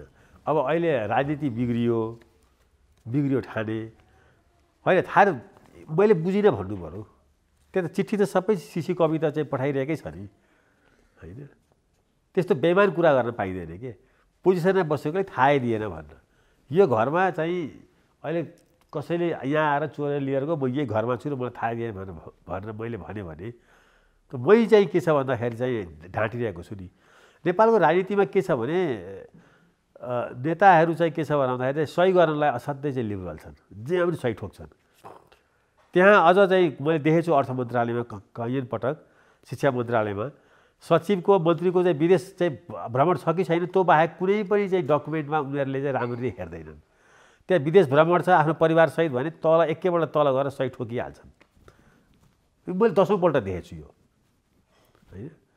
अधिकांश चाहिँ मन्त्रालयमा सही गर्दाखेरि हेरिने के हो भन्दाखेरि चाहिँ त्यहाँको डिजी, डाइरेक्टर, फाइरेक्टर त्यो डिपार्टमेन्ट हेर्नेले त्यसमा मलाई गाडी राखिदिएको छ कि छैन, त्यसमा मेरो परिवारसहितको विदेश भ्रमण छ कि छैन होइन। अनि त्यो अङ्ग्रेजीमा आएको हुन्छ, खुरुखुरु सही गरिदिन्छन्। अनि अब सही भइसकेपछि चाहिँ यस्तो अब राजनीति बिग्रिँदाखेरि चाहिँ भनिदिने के हो भने मलाई थाहै भएन भनिदिनु। मलाई लाग्छ अङ्ग्रेजी बुझ्ने हैसियत नभएर पनि थाहा नभएको होला, त्यो पनि होला। भनेपछि त हाम्रो त्यो नेतृत्व उत्पादन पनि सहज रहेनछ। हुन त अघि नै चर्चा गरिहाल्यो अमुक व्यक्तिहरूको हातमा। अनि लेखे भइहाल्यो नि, एउटा निर्देशिका जारी गरे भइहाल्यो। नेपालमा आउने सम्पूर्ण अन्तर मन्त्रालय चल्ने चिठीहरूमा चाहिँ एक शब्द पनि अङ्ग्रेजी लेखिने छैन भनेर लेख्न पाइन्छ। चाहे त्यो सेनाले पठाएको होस् होइन, चाहे विदेशीले पठाएको होस्, हामीलाई अनुवाद गरेर पठाऊ नेपालीमा। त्यो जरुरी भइसक्यो। अब यति मोटो ढट्टाका चाहिँ अङ्ग्रेजीका त्यो रिपोर्टहरूको जति कुराहरू नेपालको अङ्ग्रेजीमा लेखेका छन् सबै कुराहरू चाहिँ नेपालमा भ्रष्टाचारको जड भएका छन्, त्यो लेखे हुन्छ। त्यो एउटा सुधारको दिशामा यो देशमा नि जस्तो राजनीतिक उसमा नहुँदाखेरि बिचौलियाले मल लिएर आउन सक्छ, सरकार भन्छ किसानलाई मल लिएर आइज भन्छ। अनि त्यही दिशामा जनताले हठात त्यो गाडीहरू रोके, मल त्यहाँ लुटपाट गरे, लगे। त्यो प्रदेशमा पनि मन्त्रालय छन्, सङ्घमा पनि मन्त्रालय छ, कर्मचारी छन्, सचिव छन्, ती सबै संयन्त्र पनि छ। हरेक वर्ष थाहा छ यो असारमा मल अभाव हुन्छ, फेरि त्यही प्रवृत्ति दोहोरिन्छ। हरेक वर्ष वैशाखमा पाठ्यपुस्तक अभाव हुन्छ, हरेक वर्ष तिहार लाग्न आँटो त्यो चिनीहरू अभाव हुन्छ। यो के खालको चाहिँ हामीले हरेक वर्ष यो अभावमा चाहिँ के हुन्छ भन्दाखेरि चाहिँ करप्सन गरेर सजिलो हुन्छ। अभावमा राखेपछि, दबाबमा राखेपछि, हडबडमा गरिएको काममा चाहिँ के हुन्छ भने भ्रष्टाचार गर्न सजिलो हुन्छ। नेपालमा चाहिँ यो संस्थागत रूपमा मल नआएको कारण चाहिँ यसको पछाडि भ्रष्टाचारै हो। सुशासनको अभाव चाहिँ यसैमा छ। यसमा तपाईँले धेरै यसमा डिबेट नै गर्नु पर्दैन। नेपालमा चाहिँ बेलामा चाहिँ जे आउँदैन नि त्यसको पछाडि चाहिँ ठुल्ठुलो करप्सन छ। करप्सनको कारणले नआइरहेको हो। हतारभित्र पनि ठुलो त्यसो भए राजनीति नै छ। राजनीति छ यसमा, यो त पैसा छ अहिले। मलमा चाहिँ मलमा छैन कि तपाईँलाई प्लेन भाडामा लिँदा छैन कि प्लेन किन्दा छैन कि होइन विदेशी चाहिँ सहयोग लिँदा छैन कि यो विभिन्न ठाउँमा जहाँ ठुल्ठुलो भ्रष्टाचार हुन्छ त्यहाँ चाहिँ यो अवस्था देखिन्छ। पहिला प्यानिक क्रिएट गर्ने छैन भनेर अनि हतारमा ल्याउने र कमिसन खाने। यी सबैको फेरि सुधार राजनीतिमै गरेर नै टुङ्गिन्छ होला। अब यो राजनीतिको यही पार्टमा चाहिँ जस्तो मिडियाले जे प्रस्तुत गर्यो त्यसको आधारमा अहिले धारणा बन्ने अवस्था आयो। विचार विमर्श दिने राजनीतिक नेतृत्वले गलत गरिहाल्यो भने त्यसलाई सुझाव दिएर ल यो चाहिँ काम ठिक हुन्छ है भनेर दिने थिङ्क ट्याङ्क जो हुन्छ त्यो विज्ञ व्यक्तिहरू तपाईँहरू जतिको व्यक्तिहरू त्यो रहने एउटा परिस्थिति पनि निर्माण भएको छैन। अब कस्तो छ त्यसले चाहिँ देशलाई फेरि क्रमशः ओह्रालो अधोगतितिर लिएर जाला नि होइन। हाम्रो त्यहाँनिर पनि ल्याप्सेस छ होला नि। होइन अब अहिलेको नेताहरू नेपालमा यो 46 सालको परिवर्तनपछि आएका नेताहरूलाई चाहिँ विशेषज्ञता विज्ञतासँग एलर्जी छ, चाहिँदैन। यी सबै कुरामा पारङ्गत छन्। कार्यकर्ताहरूले यिनीहरूलाई देउता बनाइदिएको छन्, पारङ्गत बनाइदिएको छन्। तपाईँ अब ओलीजीकै हेर्नु न, उहाँले कुन विषयमा केमा छोड्नुभएको छ र? धर्ममा, आध्यात्ममा, जडीबुटीमा, होइन कोरोनामा के पनि छोड्नु भएको छैन। त्यस कारणले गर्दा अहिलेको नेताहरूलाई चाहिँ तपाईँलाई चाहिँ सुझाव चाहिँदैन, त्यो अवस्थै छैन।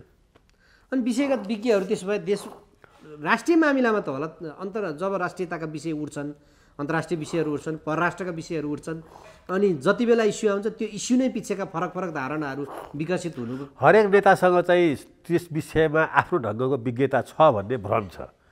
त्यसैले मुलुकको यो हालत छ। त्यसमा एउटा सस्टेन होइन कन्टिन्युअस एउटा चाहिँ भू राजनीतिको दृष्टिकोण, अन्तर्राष्ट्रिय सम्बन्धहरूमा कुन कहाँबाट नेपाल यहाँसम्म आइपुग्यो त्यसलाई बुझेर ठिक ढङ्गले अगाडि बढ्ने त्यो खालको चाहिँ सोच चाहिँ पार्टीहरूमा भएन। सुरुमा थियो, अलिअलि मनमोहन अधिकारीमा, गिरिजाप्रसाद कोइरालाहरूमा अलिअलि थियो। तर पछिका दिनहरूमा चाहिँ के हो भन्दाखेरि चाहिँ अब के हुन्छ भने अरूसँग ज्ञान लिन र सेयर गर्न पनि मिनिमम ज्ञानी चाहिँ आफू हुनुपर्छ क्या। अब त्यस्तो खालको मानिसहरू चाहिँ अहिले तपाईँलाई नेपालको राजकाजमा चाहिँ अब अलिकति पढे लेखेका मानिसहरू त अब टाढिसके नि। यो देशको मूलधारबाट टाढिएको धेरै भइसक्यो छैन। त्यसले गर्दा मलाई के लागिरहेछ भने तपाईँले ठिकै भन्नुभयो, अलिकति यो इन्टेलेक्चुअली एकाडेमिकली यो देश चाहिँ अपाङ्ग भएको छ अहिले। देशको राजकाज चाहिँ कोही पनि चाहिँ त्यससँग जोडिएका म देख्दिनँ। बरु युएनसँग जोडिएका होलान्, बाइलेटरल एजेन्सीसँग जोडिएका होलान्, तर राजकाजसँग जोडिएका मान्छेहरू चाहिँ अब अहिले चाहिँ अधिकांश चाहिँ यस्तै बिचौलियाहरू, डनहरू, गुन्डाहरू, करप्टेडहरू चाहिँ धेरै देख्छु म होइन। पढे लेखेको र निस्वार्थ मानिसहरू चाहिँ अब राजकाजमा जोडिनलाई धेरै गाह्रो छ।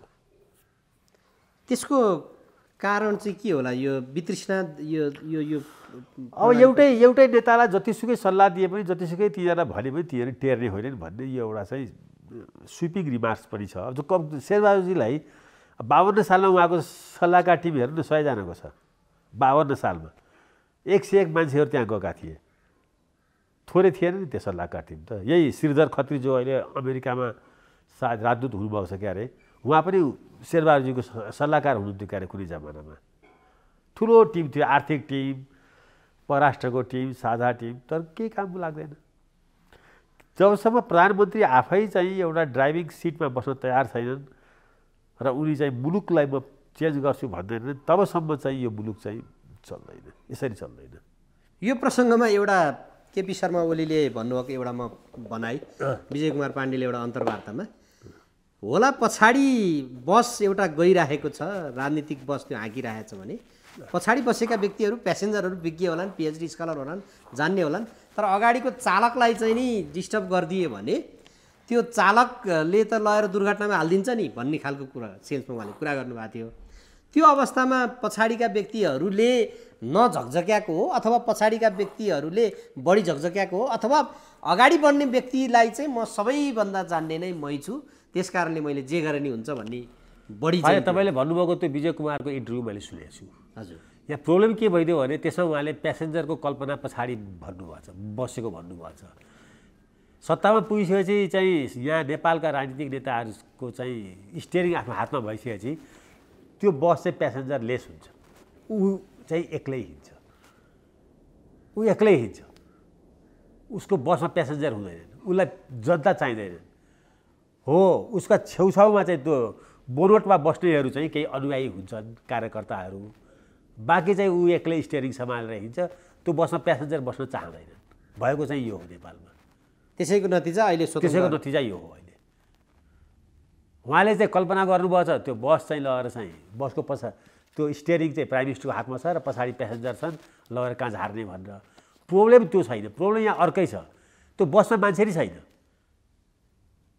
नेपालमा जब बस स्टियरिङ चाहिँ प्राइम मिनिस्टरको हातमा पुग्छ तब त्यसमा प्यासेन्जर भनेको चाहिँ कार्यकर्ता मात्रै हुन्छ, जनता हुँदैन।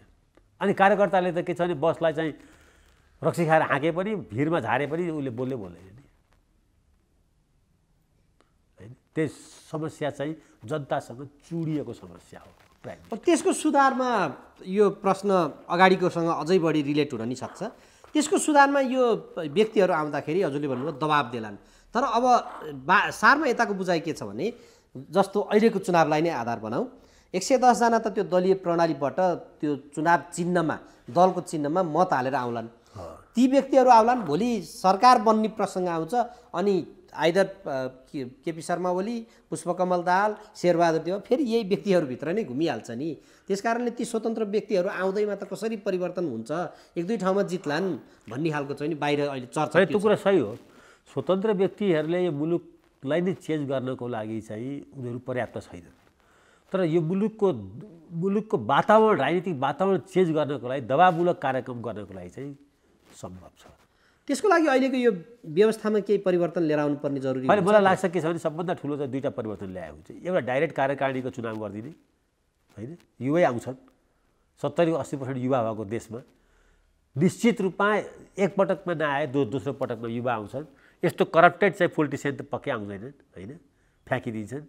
र अर्को के छ भने नेपालको मन्त्री चाहिँ के छ भन्दाखेरि चाहिँ पोलिटिकल पार्टीबाट होइन, विज्ञहरूबाट लिनुपर्छ। यो दुईवटा चेन्ज गर्नुहोस्, यो मुलुक चेन्ज हुन्छ। मन्त्री बनाउने चाहिँ पद्धति चाहिँ फेर्नै पर्छ। मन्त्रीको लागि यो देश साह्रै धेरै चाहिँ यो 30 वर्ष यसैमा खेर गयो। चुनाव लड्दाखेरि मन्त्री हुनको लागि 5 करोड 10 करोड खर्च गरेपछि अनि मन्त्री भएर आएपछि उसले मेरो काम गर्छ कि जनताको काम गर्छ कि चाहिँ त्यो 5 करोड 10 करोड खर्च गर्नको लागि जसले उसलाई पैसा दिन्छ त्यसको काम गर्छ। मन्त्री नेपालमा मेम्बर अफ पार्लियामेन्टबाट बनाउँदै नबनाउने, संसदबाट बनाउँदै नबनाउने, बाहिरबाट लिनै पर्छ। अमेरिका त्यसै अमेरिका भएको हो र भनेको। अमेरिकामा यही नियम छ त, डेमोक्रेसी पनि छ।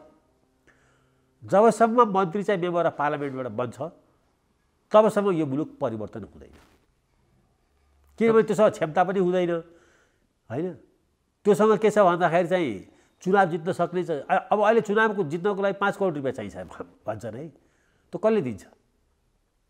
त्यो सबै करप्टेड मान्छेहरूले दिन्छ, बिचौलियाहरूले, त्यो क्रसर उद्योगवालाले दिन्छ, बोर्डिङ स्कुल चलाउनेले दिन्छ, होइन? दलगिरी गरेर चाहिँ हस्पिटल, प्राइभेट हस्पिटल चलाउनेले दिन्छ। अनि त्यसले भोलि त्यसैसँग पैसा लिइहाल्छ नि मन्त्री भएपछि। त्यसले गर्दा हेर्नुहोस् यो सिस्टमलाई चेन्ज गर्नुपर्छ। अहिले सम्भावना देख्नुहुन्छ अहिलेको यही नेता, यही दल, यही व्यक्तिहरूबाट? सम्भावना खोज्नुपर्छ। कसैले कल्पना गरेको थियो गणतन्त्र नेपालमा आउँछ भनेर, तर खोज्यौँ नि हामी सबैले खोज्यौँ, नेपाली जनताले खोजे, होइन? जबसम्म राजा हुन्छ तबसम्म के छ भने यो देशको चाहिँ राष्ट्रियता भनेको राजामा गएर टुङ्गिन्थ्यो, राजालाई मात्रै मान्थे, होइन? सार्वभौम सत्ता चाहिँ राजामा गएर टुङ्गिन्थ्यो। अब आज के छ, यो देशको राष्ट्रियता र सार्वभौम सत्ता जनतामा गएर बसेको छ, होइन? अनि यस्तो रिपब्लिकलाई पनि चाहिँ गाली गर्ने मान्छे पनि छन् फेरि, जो बर्दाश्त नहुने अवस्थाको आजको नेपाल हो। होला आर्थिक रूपले, सामाजिक रूपले हामी पछाडि छौँ होला, तर आजको यो वातावरण चाहिँ जुन चाहिँ छ रिपब्लिक नेपालमा चाहिँ बालेन शाह पनि आउँछन्, होइन? धरानमा पनि चाहिँ एउटा राई पनि चाहिँ मेयर बन्न सक्छ, होइन? राष्ट्रपति पनि बन्न सक्छन् भोलि।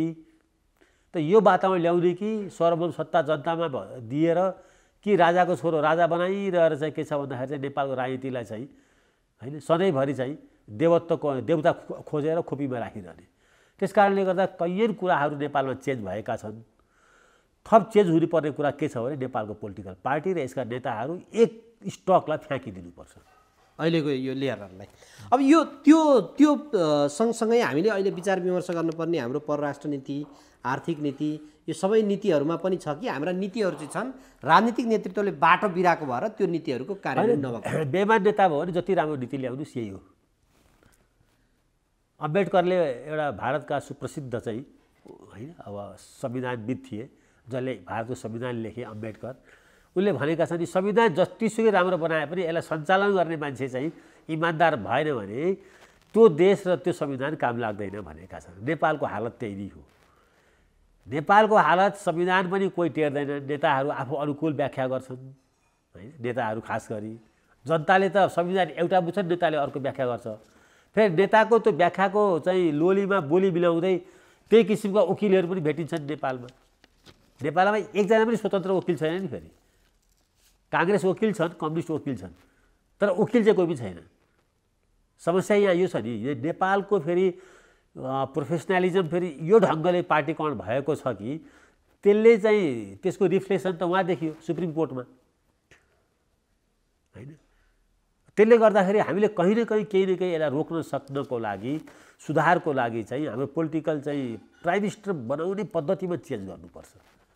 त्यसो भन्दा अघि भन्नुभयो जस्तै एकदम प्रत्यक्ष डाइरेक्ट निर्वाचित एकदमै प्रत्यक्ष। अब यो अवस्था जस्तो यहाँको आस्था त संसदीय प्रजातन्त्रमै थियो हिजोको दिनमा भने अब आजको दिनमा होइन प्रत्यक्ष निर्वाचित कार्यकारी आउनुपर्छ भन्ने दिशासम्म पुग्यो भनेपछि त्यो यत्तिकै त त्यो अवस्थासम्म पुगेको होइन के त्यस्तो व्यक्ति आउँदाखेरि फेरि यहाँ तानासा आउँछ भन्ने खालको जुन बाहिर हुइम दिइरहेछन् नि त्यस्तो सम्भावना हुन्छ? अमेरिकामा खोइ तानासा आयो त? एकछिनलाई उदाहरण गरौँ न। आज यहाँका चाहिँ सो कल जसले तानासा आउँछ भन्छ त्यसका सन्तानदेखि त्यो आफू पनि अमेरिका गइरहेको छ। अमेरिकामा आज 200-250 वर्षदेखि चाहिँ प्रत्यक्ष कार्यकारिणी छ, चुनिएकै छ। अरू देशमा पनि छन्, अन्तको कुरा नगरौँ। यी हाम्रो छिमेकमै थियो इन्दिरा गान्धी, संसदीय व्यवस्था अन्तर्गत चाहिँ तानासा भएर आएको होइन, सङ्कटकाल आएको हो, सारा पार्टी ब्यान्ड गरेको, सबलाई जेलमा हालेको हो होइन। तानासा आउनु पऱ्यो भने जहाँबाट पनि आउँछ, यो र त्योबाट सिस्टमबाट होइन। त्यस कारणले गर्दा यो लुते कुरा हो। यसबाट तानासा आएर फेरि फ्याँकुला नि त, जनता फेरि सडकमा आउलान्। तानासा आउन खोजेको त हो राजा ज्ञानेन्द्र होइन र? हामी लड्यौँ, भिड्यौँ, फ्याँक्यौँ। त्यस कारणले चाहिँ कुर सिस्टममा कसरी तानासा आउँछ त्यतातिर नजाने, त्यो बेकार कुरा हो। संसारमा जे पनि भेटिन्छ। आगामी चुनाव त्यसो हो भने यो नयाँ र परिवर्तन चाहने पुस्ता र पुराना राजनीतिक दल जसले विचार नीति सिद्धान्त अहिले एकै ठाउँमा मिसाएका छन् ती दलहरू बिचको एउटा ठुलो भिडन्तको रूपमा हुनेछ? हेर्नुहोस्, अहिलेको स्वतन्त्रलाई लिएर धेरै ठुलो आश नगर्ने। स्वतन्त्रले दबाब दिएका छन् पार्टीहरूलाई।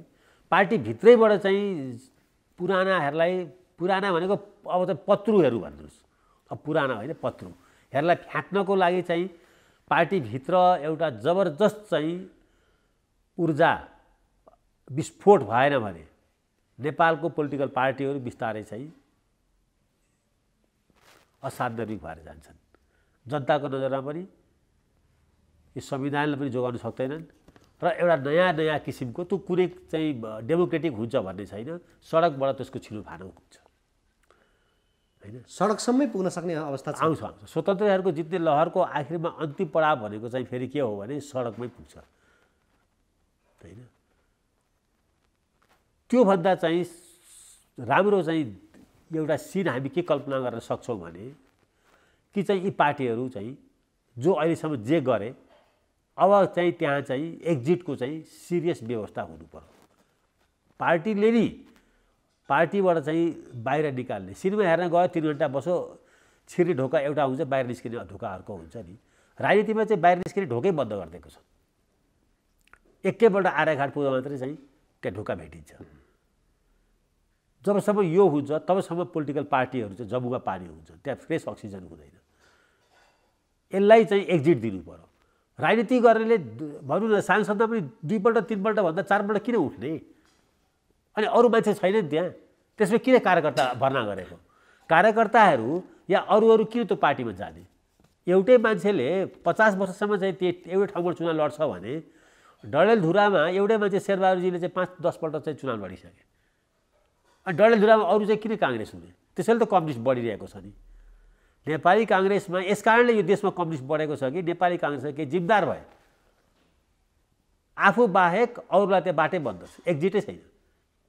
2 पल्ट 3 पल्ट उठे, कतिपल्ट चाहिएको? पेसा हो यो 10 पल्ट उठ्ने। यो आवाज चाहिँ पार्टीभित्र उठ्नु पर्यो। त्यो पार्टीभित्रको यो पार्टमा एउटा अलिकति चेन्ज लिएर आयो राष्ट्रिय प्रजातन्त्र पार्टीले, आफ्नो नेतृत्व फालो। त्यो पार्टमा अहिले त्यो पार्टीले गरिरहेको कामलाई चाहिँ कसरी मूल्याङ्कन गर्नुहुन्छ? केही न केही त्यो एउटा जनतासँग जोडिन खोज्दैछ। हिजोको फ्युडलहरूबाट त्यो मुक्त भएको छ, त्यसै कारणले चर्चामा पनि छ, त्यस कारणले चर्चामा आएछ नि। हामी कल्पना गर्न सक्दैनौँ त्यो राष्ट्रिय प्रजातन्त्र पार्टीमा दरबारसँग कनेक्टेड भएका या पञ्चायतसँग कनेक्टेड भएका भन्दा पनि बाहिरबाट त्यो पनि एउटा जनजातिक समुदायबाट नेता हुन्छ भन्ने, त्यो त सुन्दर पक्ष हो नि। राष्ट्रिय प्रजातन्त्र पार्टीमा त्यो हुनसक्छ भने नेपाली काङ्ग्रेस नेपाल कम्युनिस्ट पार्टीमा किन हुन सक्दैन? किन आज चाहिँ नेपाली काङ्ग्रेस र नेपाल कम्युनिस्ट पार्टीमा कहीँ दूर दराजसम्म पनि मधेसी, जनजाति, आदिवासी, दलित, महिला नेतृत्वमा आउने सम्भावना नभएको? किन नभएको? त्यो अब हालैको महाधिवेशन हेरियो भने त अब खै चुनेको देखिएन। त्यो एउटै जाति, एउटै चाहिँ झन्डै थर, एउटै वर्चस्व होइन भन्ने बेलामा कम्युनिस्ट पार्टी भन्ने होइन, सबै कम्युनिस्ट पार्टीको चाहिँ नेताहरूको अनुहार हेर्नुहोस् त, सबै उच्च जातिका छन्। त्यहाँ चाहिँ राजेन्द्र लिङ्गदेन आउने बाटै बन्द गरिदिएको छ। काङ्ग्रेस पार्टी पनि त्यही हो। यहाँ भीमबहादुर तामाङ चाहिँ सभापतिमा उठेको हो नि, कस्तो बेइज्जतीपूर्ण तरिकाले हारे होइन। त यी पार्टीहरू चाहिँ एउटा निश्चित चाहिँ वर्गको चाहिँ कब्जामा छन् यी पार्टीहरू।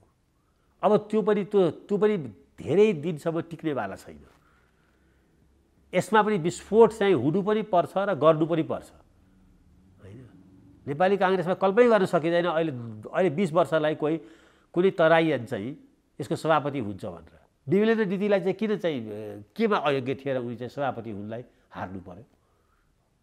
नेपाली विद्यार्थी सङ्घको अध्यक्ष हुनलाई चाहिँ 22 वर्षमा सम्भव थियो रे। नेपाली काङ्ग्रेसको सभापति हुन किन उनी अयोग्य भए? किनभने उनी मधेसी थिए। त्यो एउटा मेजर कारण हो नि।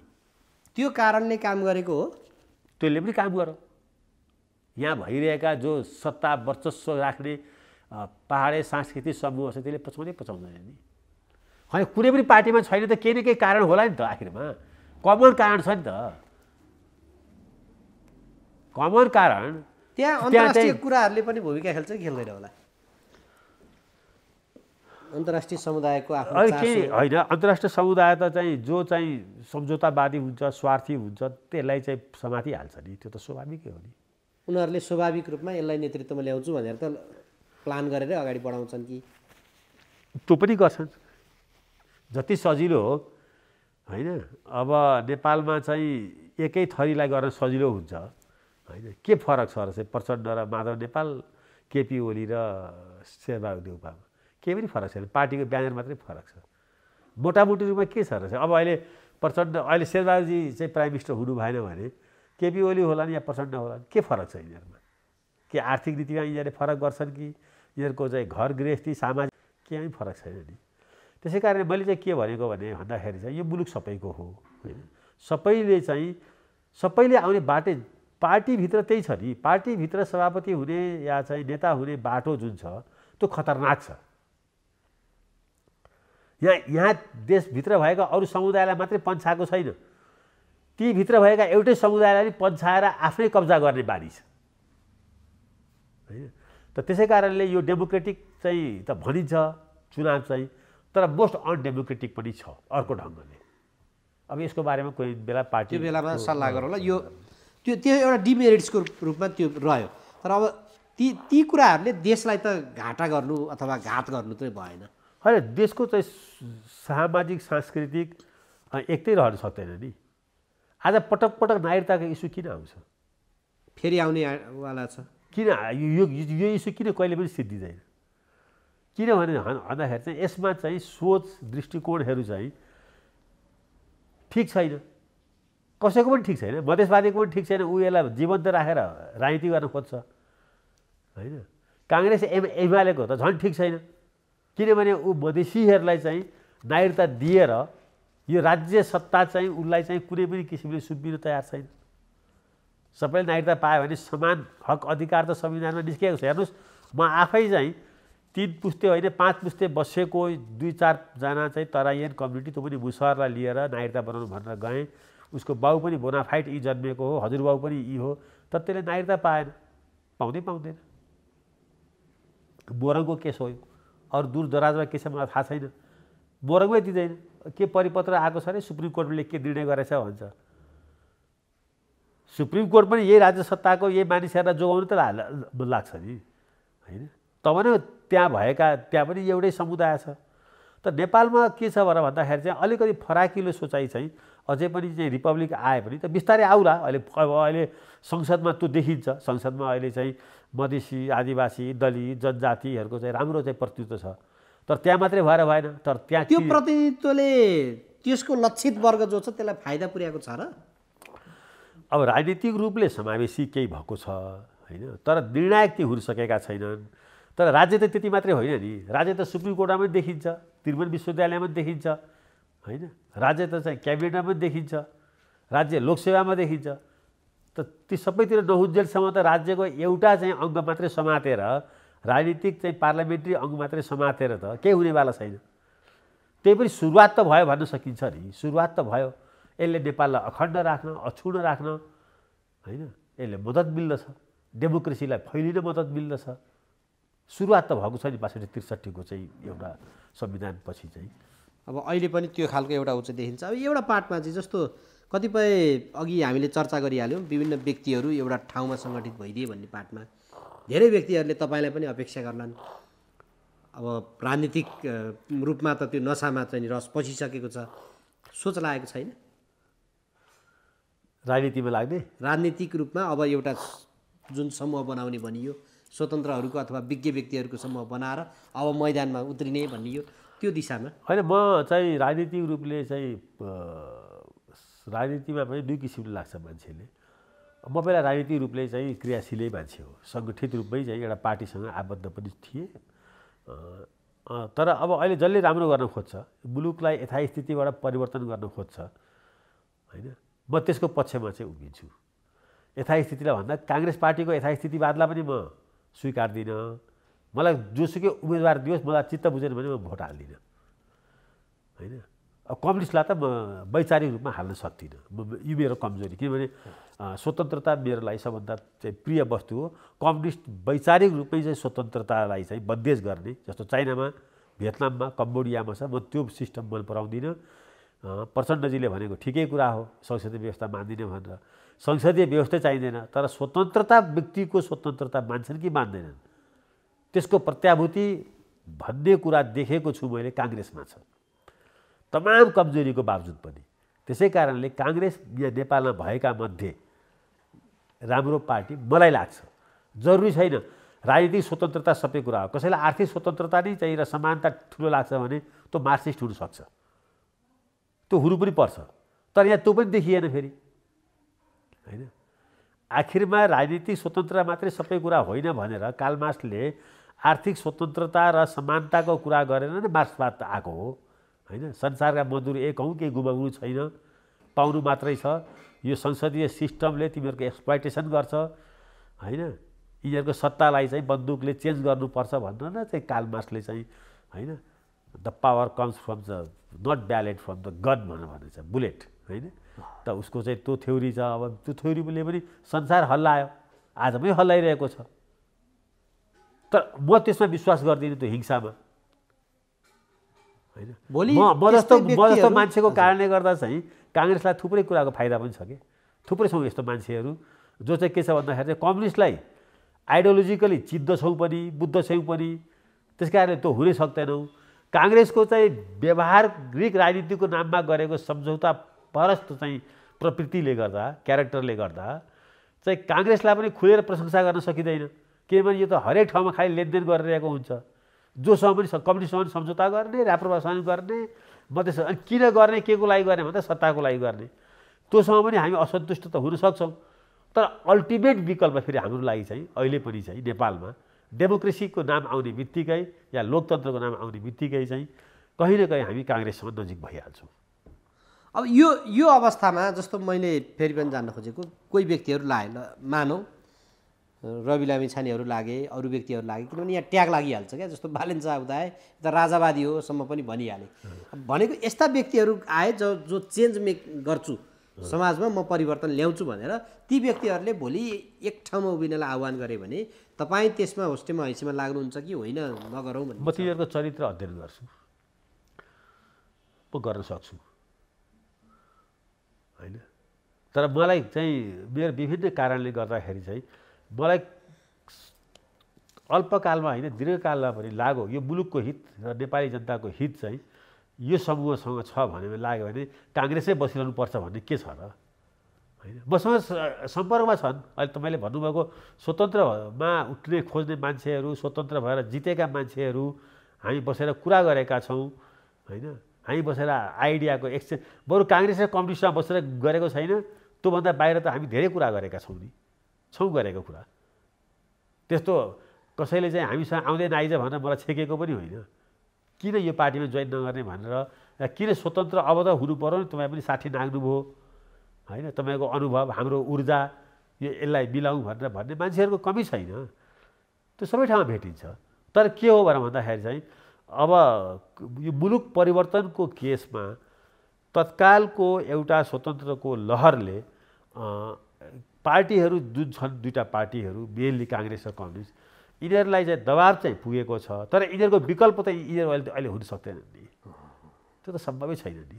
हो त्यही दिशामा मैले जान्न खोजेको चाहिँ त्यस्तो लेयरका व्यक्तिहरू एक ठाउँमा उभिएर अब हामी चाहिँ नि गर्छौँ र हाम्रो चाहिँ यो कार्यक्रम हुन्छ भनेर दिन सक्यो भने त्यो व्यक्तिहरू चाहिँ भोलि राष्ट्रिय राजनीतिमा चुनाव मार्फतै अनुमोदित भएर आउन सक्छन् कि भन्ने कुरो आउन सक्ने सम्भावना छ। त्यो सम्भावना म नकार्दिनँ, किनभने पार्टीहरू सुध्रेला नि त। तपाईँलाई लाग्छ होला, मलाई त लाग्दैन, म धेरै चिनेर पनि होला, मैले पार्टीहरू लाग्छ भनेकै छैन नि। पार्टीहरू सुध्रिन्छन् जस्तो चाहिँ मलाई चाहिँ लागिरहेको छैन। अब यो खतरनाक हो होइन। अब म रङ हुन चाहन्छु यसमा, म यसमा चाहिँ यस्तो नहोस् भन्ने चाहन्छु। तर मलाई के लाग्छ भने पार्टीहरू हेर्नुहोस् कब्जामा छन्, केही मानिसको कब्जामा छन्। हिजो राजनीतिक मान्छेकै कब्जामा थियो, बरु त्यहाँ राजनीतिक द्वन्द्वमा त्यो सकिन्थ्यो, त्यो खेल्न, चेन्ज गर्न, मुलुकसँग जोड्न। अहिले अराजनीतिक मान्छेहरूको कब्जामा छ पार्टीहरू, खास गरी काङ्ग्रेस र एमाले। जतिसुकै खड्ग ओलीले चाहिँ आफूलाई त्यो पार्टीको चाहिँ नेता ठानुन्, उनीमाथि चाहिँ बिचौलियाहरूको दबाब छ, उनीमाथि गुड्डाहरूको पनि दबाब छ, उनीमाथि भ्रष्टहरूको पनि दबाब छ। शेरबहादुरजीको त्यसको बारेमा कुरै गर्नु परेन, त्यसमा त त्यो मात्रै नै छ कि भन्ने पनि शङ्का छ अहिले चाहिँ। त्यस कारणले गर्दा म त अब यस मामलामा यी पार्टीहरूबाट र यो पार्टीमा देखेको स्टक अफ लिडरसिपबाट म आशा गर्न सक्दिनँ, म निराश छु यो मामलामा। तर के छ भने त्योभन्दा तल अघि हामीले डिबेट गऱ्यौँ, त्योभन्दा तल धेरै सम्भावना बोकेका पोटेन्सियल चाहिँ युवाहरू छन्। अब तिनीहरूले आफूलाई यी वृद्ध बुढाहरूको अनुयायी ठान्छन् कि तिनीहरूले यिनीहरूलाई चाहिँ अलिकति फेरि ठुलो किक हान्नु पर्दैन नि, उमेर पुगिसकेकाहरूलाई हल्का किक दिएर तिनीहरूलाई क्विट गर्न सक्यो भने त फेरि यो दुईवटा मेन स्ट्रिम पार्टीको सम्भावना छ नि। त्यो दिशामा त जस्तो ती व्यक्तिहरू एक ठाउँमा लागेर अघि भनिएका जस्तो एजेन्डाहरूमा पनि प्रत्यक्ष निर्वाचित अथवा चाहिँ नि यो संसदबाट होइन विज्ञबाट प्रधानमन्त्री यसरी हामी दिन सक्छौँ र हामी यो व्यक्तिहरू यहाँ छौँ भनिदियो भनेदेखि चाहिँ त्यसले चाहिँ काम गर्छ कि भन्ने मैले जान्न खोजेँ। त्यसले काम गर्न सक्छ, किनभने दलले त त्यो चाहँदैन। अहिले भर्खरै प्रत्यक्ष निर्वाचित कार्यकारी त झन् चाहँदैन, किनभने अहिले त त्यो प्रत्यक्ष निर्वाचित कार्यकारिणी हुन्छु भन्ने चाहिँ आँट भएको अहिलेको चाहिँ दुवै पार्टीका नेता तिनीहरूले त्यो व्यक्तित्व आफ्नो त्यसरी निर्माणै गरेका छैनन्। राष्ट्रिय व्यक्तित्व त छैन नि होइन। पार्टीभित्र पो त चाहिँ कसैको दाइ कसैको भाइ भएर व्यक्तित्व बनाएका होला। जनताको बिच बनेको व्यक्तित्वले नै कार्यकारिणी प्रमुख हुने आँट गर्छ। त्यो आँट त्यो हाँक कहाँ छ त्यो अहिलेको नेताहरूमा? गिरिजाप्रसाद र विश्वप्रसाद कोइराला या मनमोहन अधिकारी हुन् र यिनीहरू छैन नि। त्यो नहुने साथै त त्यसमा चेन्ज लिएर आउँथ्यो होला। अब अर्को यो विज्ञहरूले हरेक चेन्ज यिनीहरूले रोक्छन्। अहिलेको जे सिस्टम छ यसमा यिनीहरूलाई फाइदा छ। यी मैले भने यो चाहिँ 50 जना छन् यिनीहरू सबै पार्टी गरेर, यो 50 जनाले हरेक कुरामा यिनीहरूको एकमत हुन्छ। आफ्नो एजेन्डा छोडेको होइन, कार्यकारिणी प्रमुख हुनुपर्छ भनेर एमाले र चाहिँ माओवादीले यो संविधान बन्दाखेरि एमालेको त कार्यकारिणी प्रधानमन्त्री थियो, उसको त कार्यकारिणी राष्ट्रपति नै थियो माओवादीको, छोडेको होइन। जबकि काङ्ग्रेसभित्र पनि थियो एउटा प्रत्यक्ष कार्यकारिणी भनेर प्रदीप गिरी नरहरि आचार्यहरूले एउटा मुहिम चलाएको थियो। किन भएन त्यो?